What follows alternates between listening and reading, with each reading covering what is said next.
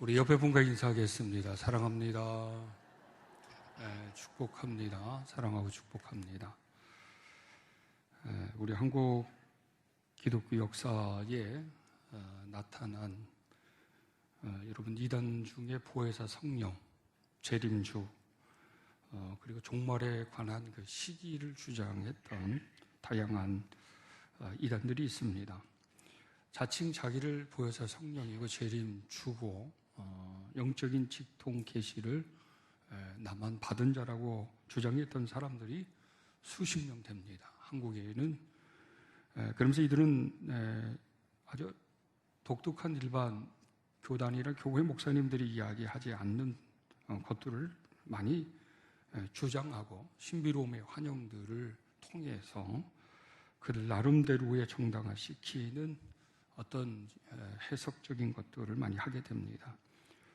특징 중에 하나는 직통계시예요. 내가 하나님께로부터 직접 받았다고 하는 직통계시를 많이 이야기합니다. 그러면서 이 신비적인 영적인 어떤 체험에 관한 이야기들을 이렇게 많이 합니다. 그래서 이런 것들을 영적인 해석을 통해서 신격화하는 일, 그리고 성경의 교리와 다른 이것을 통해서 맹신하고 복종하도록 해서 구원은, 그리고 복받는 길은, 현재 문제를 해결받는 방법과 길은 여기에 있다라고 하는 것들을 그렇게 많이 강조를 하고 있습니다.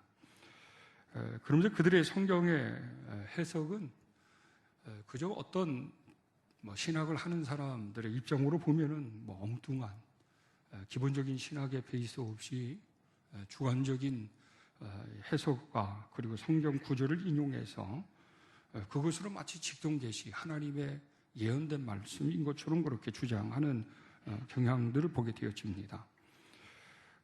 이전의 분류 가운데 속에서 특별히 깨달음의 구원을 강조했던 영주주의 구원관을 가지고 있었던 이단들이 우리 한국 교회에는 지금도 있고 과거도 있었습니다.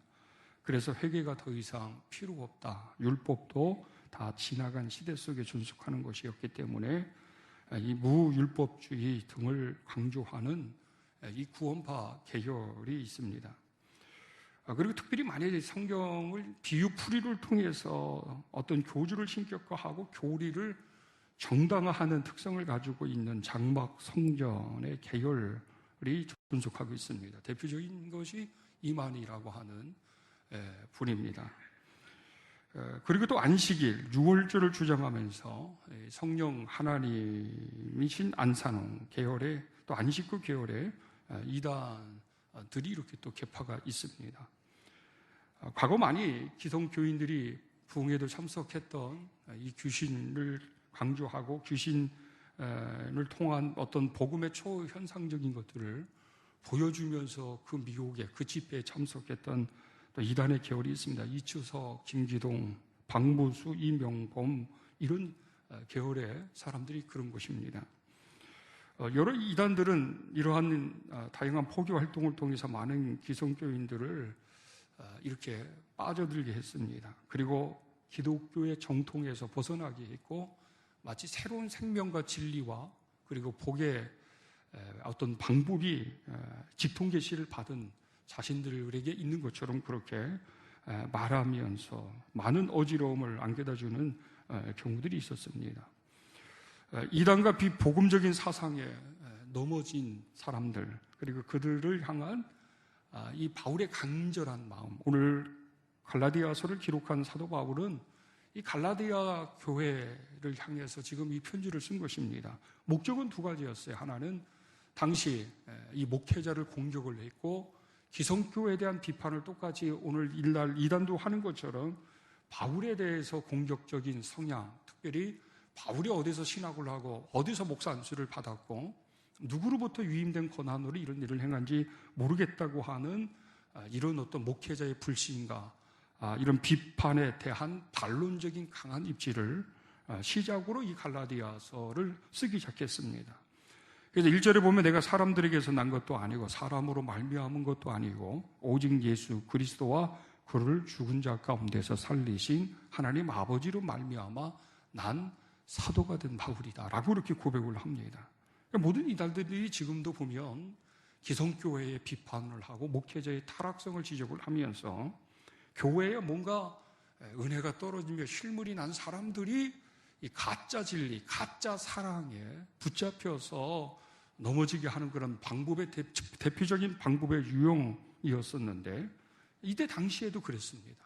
많은 사도들에 대한 정당성을 의심하게 했습니다. 많은 사도들의 그 주장에 대한 것들이 마치 그리스도로부터 오지 아니한 것처럼 그렇게 이야기하는 경우도 있었습니다. 이것이 첫 번째 갈라디아서 안에 등장하고 있는 것 중에 하나입니다. 두 번째 중에 하나는 그리스도의 복음 외에 또 다른 복음 때문이었습니다. 바울은 이것이 가장 마음이 아팠고 붕괴를 했습니다. 어느 정도 바울의 격동한 감정이 표현되어져 있는가 하면 그의 서신에서 이 정도로 이 어떤 감정적인 것을 고스란히 표현한 일이 별로 없었는데, 오늘 본문에서는 누구든지 간에 하다못해 하늘로부터 온 천사라도 우리가 너희에게 전한 복음 외에 다른 복음을 전하면 저주를 받을 것이다 라고 할 정도로 엄격하고 단호한 이런 감정적인 표현을 하고 있습니다. 이것은 왜 그러냐 하면 당시에 이 유대교에서 나온 사람들 중에는 예수 그리스도의 이 고난과 죽으심이라고 하는 십자가의 이 은혜의 복음을 이야기는 하지만 여기에 다시 율법도 지켜야 하고 할례를 받아야 한다고 하는 이것을 첨가하면서 사람들의 마음을 유혹하게 한 것이었습니다.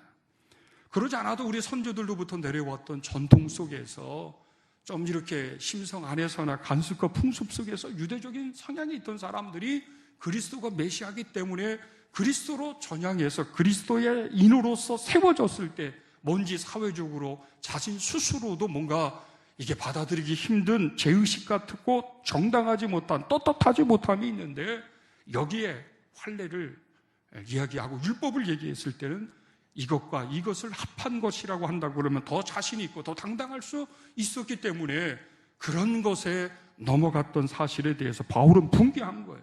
할례가 웬 말인가? 율법이 웬 말인가? 예수 그리스도께서 우리에게 주신 이 복음의 자유를 왜 이렇게 그릇되게 가로막고 어긋나게 하는지에 대한 이 바울의 분노였습니다. 그래서 이 갈라디아에서 가장 핵심적인, 또 바울 서신에서도 그런 것처럼 모든 핵심의 설교를 요약을 해서 시작하는 그런 어떤 바울의 이 마음을 오늘 4절에 이렇게 아주 중요한 핵심적인 바울의 복음과 바울의 설교에 요약된 내용이 4절에 기록되고 있습니다. 그리스도께서 하나님 곧 우리 아버지의 뜻을 따라 이 악한 세대에서 우리를 건지시려고 우리 죄를 대속하기 위해서 자기 몸을 주셨으니, 우리 죄를 대속하기 위해서 자기 몸을 주셨다. 이 악한 세대에서 우리를 건지시려고 라고 하는 것입니다. 지금까지 모든 하나님의 백성들은 완전하지 않아서 죄를 범할 때마다 그 죄의 값을 지불해야 했습니다. 죄의 사함을 얻는 방법은 합당한 제물을 가지고 제사장을 통해서 그 죄의 값이 사하심을 받았을 때 비로소 이 자유를 얻게 되어졌습니다. 그래서 수많은 제물이 필요했지만 예수 그리스도께서 단번에 우리 죄를 담당해 주셨기 때문에, 대속해 주셨기 때문에 그 값으로 우리가 더 이상의 완전한 자로 세워지지 못했던 율법 아래 있을 때에는 우리가 자유를 느끼지 못하고 그리스도의 은혜라고 하는 것을 이 율법에서는 갖지 못했지만 복음에서는 우리가 완전하지 않는데, 우리가 이렇게 하나님에게 은혜받고 사랑받고 돌봄받을 만한 존재가 아닌데 그리스도께서는 우리의 이 부족하고 연약한 모든 것들을 다 덮으시고 온전케 주셨던 그 은혜로 자유함을 얻게 되어졌는데, 다시 안식일을 지키고 다시 할례를 행하고 다시 유월절을 지키는 것, 그것을 자체, 그 의식 자체를 행하는 것이 법적인 효력이나 어떤 신앙적인 효력을 만들어내는 거 아니라는 거예요. 어떤 절기를 지키도록 하신 것이나 의식을 행하도록 한 것은 그 의미 속에 하나님이 어떻게 우리에게 은혜를 베풀어 주셨고 하나님이 어떤 분이신지를 생각해서 하나님을 향한 믿음을 갖게 하는 목적으로 절기나 또 하나님께서 의식을 행하도록 하셨는데, 유월절을 지키고 안식일을 토일을 지키는 자체로 어떤 구원과 완전한 의에 세워진 자로, 세워질 수 있는 자로 변화되는 것은 완전한 자로 세워지는 것은 아니라는 거예요. 바울이 전한 복음은 예수 그리스도를 통해서 우리에게 주신 은혜였습니다. 그리스도의 사랑이었습니다. 그 은혜와 그 사랑 속에 자유를 가졌는데 그 자유를 가로막고 빼앗고 그것을 애매모호하게 아주 우리의 마음을, 우리의 생각을 마저 그렇게 하는 게 좋겠다고 할 정도로 그런 어떤 논리와 그런 이야기 속에 넘어지는 성도들에 대한 안타까운 마음이 있던 것이었습니다. 가만히 말라야 한다는 거예요. 갖다 무엇인가를 가만히 무엇인가를 첨가시키지도 말아야 된다는 것입니다. 이런 것입니다. 우리가 부모를 공경하는 입장에서는 제사를 드릴 때 제상을 차려놓고 또 우리가 함께 예배도 드리는 거 얼마나 근사하고 얼마나 서로 화합되고 합리적으로 통용될 수 있는 일이 아닐까. 그래서 제상도 차리고 예배도 드리는 것이 합당하다라고 말할 수 있는 이런 거예요. 복음은 복음이지 율법 플러스 복음, 이것이 완전한 우리를 자유케 하는 것은 아니라는 거예요. 부모를 공경하는 방법, 부모를 공경하는 이런 제의식이 종교적인 의미를 가지고 있는지 전통 문화적인 차원으로만 부모에 대한 효를 표시하는 단순한 개념으로만 생각할 때에 우리가 이것을 받아들일 수도 있고, 아니 이것은 신앙적인 의미로 해석을 할 때는 이것은 우상 숭배와 같은 의식의 일원이기 때문에 이것은 받아들일 수 없다고 하는 분명한 신학적 해석과 판단 속에 우리의 신앙을 가져야지, 이것도 좋고 저것도 좋고라고 하는 그런 속삭임 속에 진정한 복음의 진리나 이 팩트를 훼손하는 일에 대해서 사도 바울은 분개한 것이었습니다. 기독교의 성경을 해석하는 것이든지 예수 그리스도를 만나서 영적인 은혜를 받은 체험적인 것을 이야기하는 것이든지 간에 이 모든 목적은 아버지의 영광성에 있습니다. 성경을 해석해서 진리를 깨닫는 것, 예수를 만나서 그 은혜 받은 이 모든 것들은 내가 어떤 것을 이야기하고 세미나하고 부흥회하고 책을 썼을 때는 그 내 자신에게 있는 것도 아니고 책 자체에 있는 것도 아니에요. 오직 그런 내용이 하나님을 영화롭게 하느냐, 하나님에게 영광을 돌리냐. 만약에 그것이 내가 받는 상급적인 개념이고 나의 신분과 나의 어떤 영적인 권세가 높아지는 차원으로 되어지는 것이라고 그러면 철저하게 문서로도 남기지 말아야 하고 불필요한 부흥회나 세미나 다닐 이유는 없는 것입니다. 오로지 아버지의 영광을 위한 것이고 그 영광 속에 우리가 가질 수 있는 예수 그리스도의 은혜의 풍성함에 있습니다. 그 은혜의 풍성함으로 말미암아 주님의 뜻을 깨달아 알고 그것을 실천하는 목적으로 성경을 해석하고 어떤 영적인 것들을 우리가 의미를 해석을 하면서 우리가 은혜 받은 자로 우리 자신들을 세워가는 것입니다. 그래서 바울은 철저하게 복음의 근거를 예수 그리스도에게 두었습니다. 그리스도에게 두었고 그리스도께서 우리에게 베풀어 주신 그 희생적인 사랑, 그 희생적인 죽으심으로 대속해 주신 그 은혜, 사랑과 은혜, 그것이 복음이라는 것이에요. 이 사랑과 은혜의 이 복음 외에 어떤 것을 통해서 만약에 우리의 마음을 빼앗긴다고 한다면, 우리의 신앙을 우리의 자리에서 이탈한다고 한다 그러면 이것은 어리석은 것이다 라고 하는 것을 보여주고 있습니다. 바울의 평생의 그의 행복과 즐거움, 여러분 어떤 것을 삼았는지 아시잖아요. 결혼도 크게 그다지에게는 육체의 즐거움이 아니었어요. 자식을 낳아서 키우는 것보다도 독신으로 자기에게 주어진 사명이 오로지 1순위였기 때문에 결혼조차도 하지 않으면서 독신으로 살았어요. 교회를 개척하고 부흥시켜서 말이죠. 그리고 개척한 목사로서 초항을 받고 그의 업적의 공로가 교회를 통해서 전해지고 또 그가 행했던 일들이, 영적인 신령한 일들이, 표적과 기사를 베푸는 일들을 문서로 기록을 해서 후대에게 남기는 이런 것도 사실 안 했습니다. 사도 바울은 철저하게 복음을 전해서 가정교회가 일반 교회로 성장하면 그걸 끝이었어요. 바울에게 있어서는 교회와 그 교회 안에 존속하고 있는 성도들이 가장 그에게는 기쁨이었고 그에게는 행복이었습니다. 다른 것도 아니에요. 내가 원로 목사로서 대접받는 이것도 아니에요. 내가 성도들에게 나의 능력을 인정받는 즐거움, 이것도 아니에요. 바울에게서는 양들이 온전해지는 거였습니다. 양들이 진리대로 사는 것이었어요.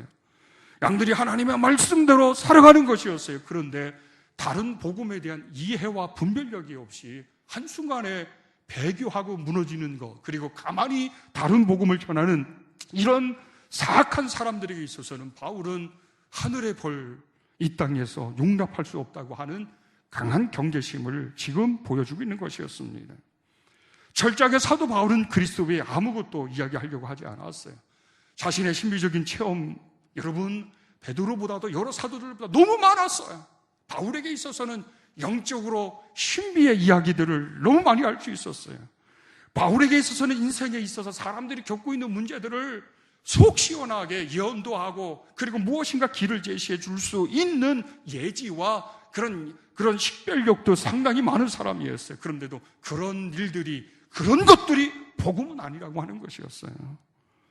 바울은 철저하게 자신이 가르쳐 주었던 것, 너희에게 지금까지 내가 해왔던 것, 그 모든 것, 이것 외에 어떤 것도 다른 복음을 따르는 것을 내가 이상히 여길 것이다 라고 하는 것이었습니다.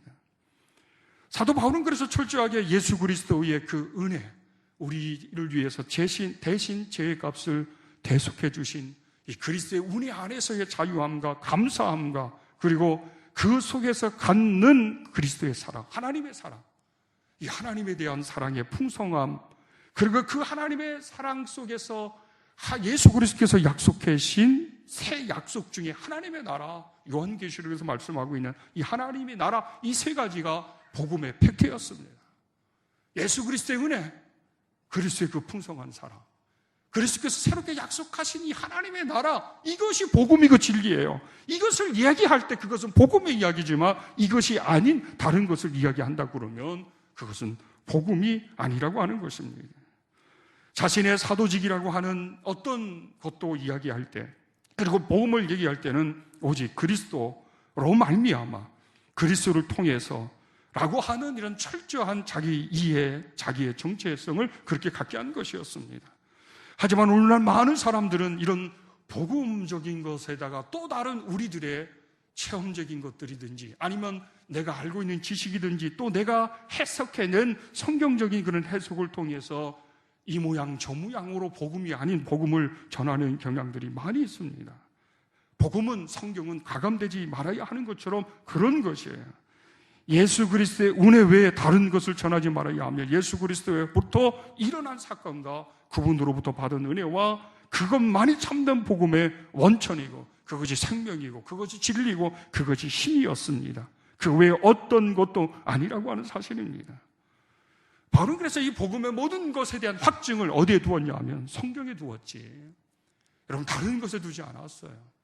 하나님의 말씀에서 그리스도께서 우리에게 말씀하신 것, 그리스도를 통해서 체험했고 그리스도께서 약속하신 것을 가르쳐주고 한 이 모든 것들을 성경의 기록을 통해서 그렇게 이루려고 했습니다. 그러나 유대주의자들은 그렇지 않았어요.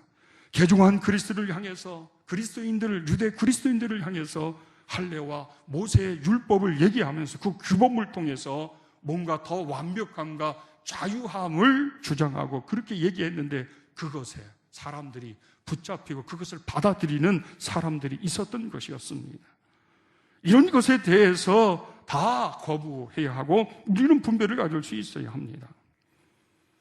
우리 흔히들 많은 사람들은 오늘 사도 바울이 아주 강력하게 내가 사람들에게 좋게 하랴, 하나님께 좋게 하랴, 사람들에게 기쁨을 구하랴, 내가 지금까지 사람들의 기쁨을 구하였다면 그리스도의 종이다, 종이 아니다라고 할 정도로 바울은 철저하게 분별해야 되는 의식 가운데 속에서 환심이라고 하는 것, 인간을 향한 환심, 영적인 신비적인 이야기를 통한 환영적인 이야기, 이런 것들을 절대 성경에 기록하지 않았습니다.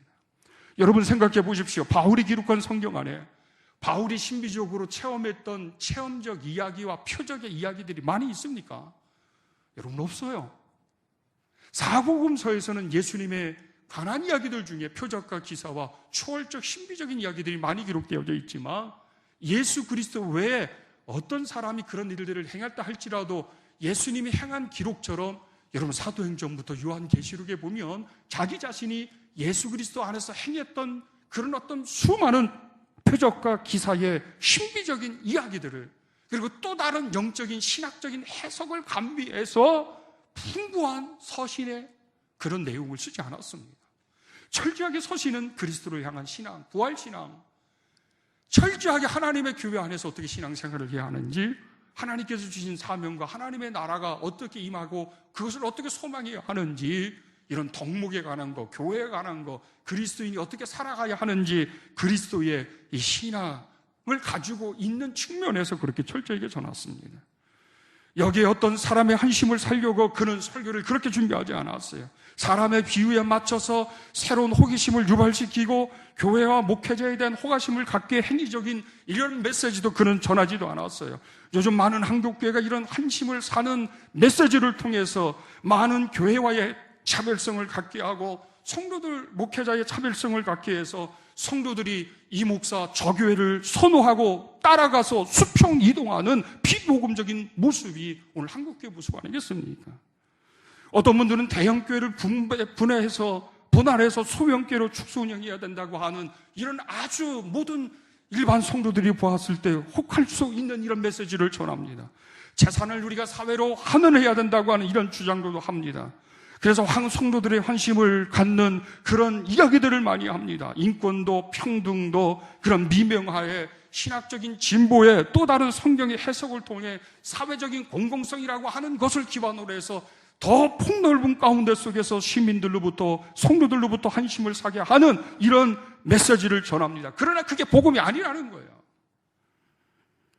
교회 예산을 성규비로 지역사회 환원하는데 70% 쓰는 교회, 그리고 우리 항존직은 신임 투표를 통해서 다시 신임을 묻는 거, 65세의 은퇴 연령을 정하고 작은 교회 운동을 만들고 원로 목사 제도를 폐지하는 이런 어떤 주장이 말이죠. 그게 복음의 핵심의 팩트에 그거 아니라는 거예요. 사람의 마음을 환심을 사서하는 이런 행위를 통해서 오히려 진영 논리에 빠지고 시대적인 가치와 윤리를 그릇되게 해석하고 규범을 짓는 경우들이 너무 많이 있다고 하는 것입니다. 저희 교단도 말이죠. 아주 모든 목회자들이 감히 말할 수 없는 것들을 과감하게 얘기하시는 분들이 있어요. 그분들이 그 윤리와 도덕성과 청빙성과 진정한 목회자 상의 구현적인 말을 하는 경우 있어요. 제가 이런 얘기하면 죄송합니다만 이 장신대 교수님들이 다 큰 교회 대형교회 갈 걸라. 그러면서도 그분들이 늘 비판하는 소리들이 있어요. 제가 그랬어요. 교수님들은 교단을 지키셔야지. 왜 항상 정의와 공의와 의를 얘기하시면서 큰 교회만 비면 왜 그걸 가지냐고. 그러면서 어떻게 세습을 비판할 수 있냐고. 세습을 비판하는 이유가 뭐예요? 왜 후배 총장님이 그 교회 가기로 했는데 안 돼서 지금 그러시는 건가요? 실제 그랬걸라.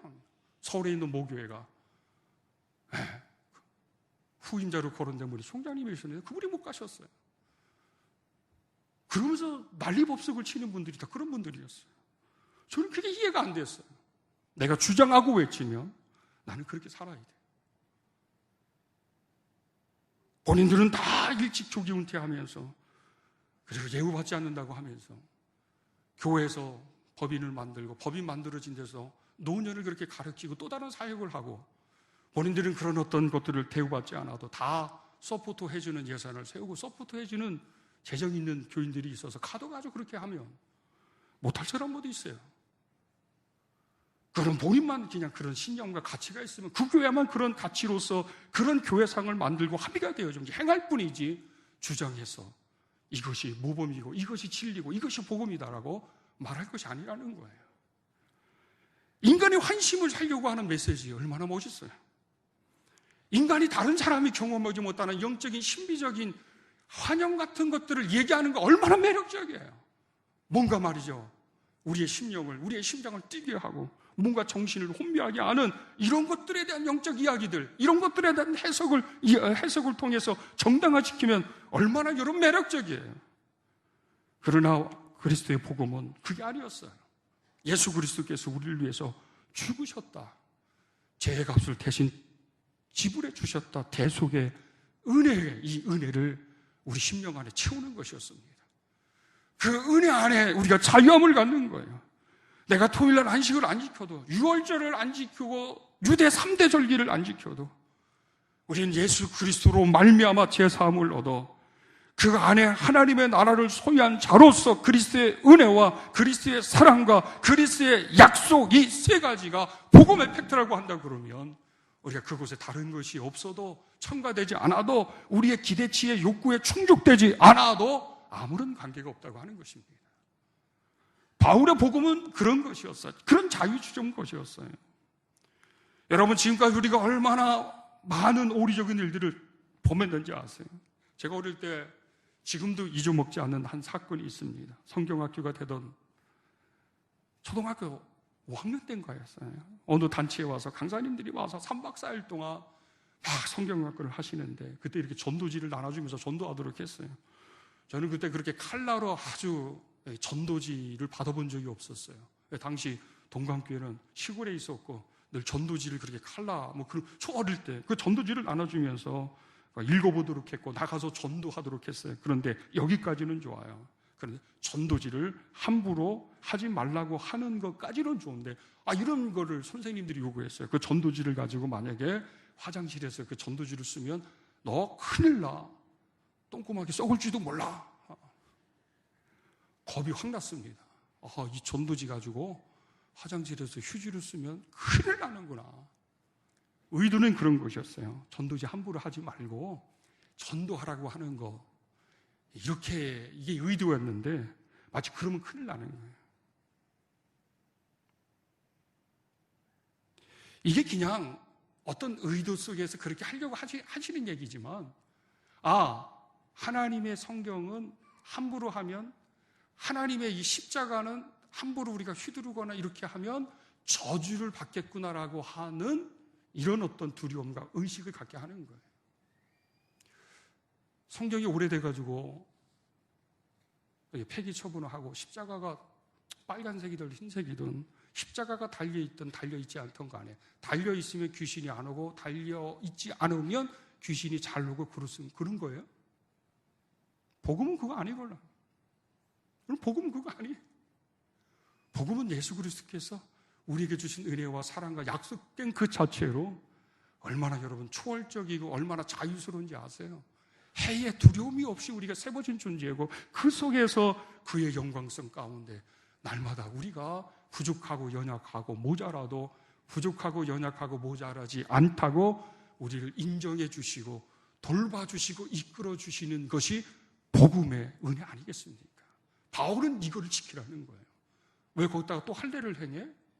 왜 거기다가 또 유월절을 지켜야 돼? 거기다가 또 안식일을 토요일에 무조건 지켜야지 효력이 나타나는 거야? 아니에요. 안식일을 토요일날 지키고 유월절을 지키고 할례를 행하고 3대 절기를 지키는 것으로 구원과 복의 효력이 나타나는 게 아니라니까요. 그리스도로부터 오는 것입니다. 그리스도로부터 왔기 때문에 우리가 그런 것들을 지키지 않아도 조금 무엇인가 부족해도 자유를 갖는 거예요. 우리는 이 복음을 중요시 여겨야 합니다. 이 복음 외에 어떤 것들을 아무리 강조하고 아무리 그것을 교육하고 그것을 내 심령을 새롭게 하고 은혜 받게 하는 것 같아도 많이 그것이 그리스도 안에서의 엄밀히 따져보고 분석해 봐서 그리스도의 사랑도 아니고 그리스도의 은혜도 아니고 그리스도의 약속도 아니라고 한다면, 아버지를 영화롭게 하는 것도 아니고 나에게도 유익된 것도 아니고 교회를 유익하게 하는 것도 아니라고 한다면 그것이 복음이 아닐 수 있다고 하는 우리들만의 판단을 가질 수 있어야 할 것입니다. 오직 우리는 이 복음을 지켜나가고 이 복음을 사수할 수 있는 저와 여러분들이 되기를 간절히 축원합니다.